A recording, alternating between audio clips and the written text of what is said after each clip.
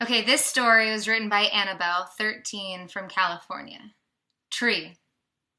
The tree grew in her house. Every day she'd sit on her wooden stool and lean against the tree, listening to its secrets and whispering her own. She would water it and open the windows to let the sunlight through. She would watch as it branched outward, pale flowers budding on its limbs. Winds would blow by, and she'd watch its deep green leaves rustling and murmuring to each other. The tree grew too large for her house, and even then its limbs still grew, bent over and curled around her, returning her embrace. She decided that the tree was just too beautiful for her eyes only, and she would share it. So she dug into the floor, careful not to damage the tree, and took it from the earth, one root at a time, from roots thicker than her arm to roots smaller than an earthworm. When she was done, she pulled it through the door, clinging to it and hoping that it would survive.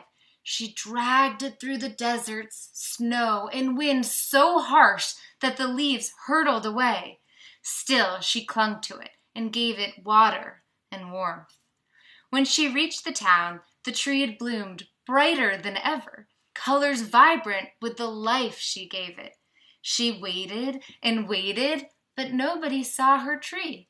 They just rushed along, always hurrying somewhere, staring at their feet. Until eventually someone did stop and looked at the tree, and they ran their hand along the bark. They leaned against it, breath catching as they heard its secrets. They stared up at the sky and smiled, then continued walking but gazing at the sky. And she smiled, leaned against her tree, and whispered, "Just wait." What a beautiful story, Annabelle. Thank you so much for letting me read it. I personally am obsessed with trees. I love trees. I think they're the most magical things on the earth. And especially the big redwoods.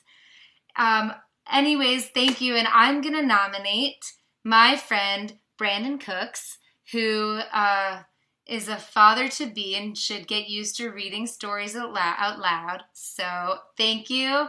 And can't wait to hear Brandon read a story.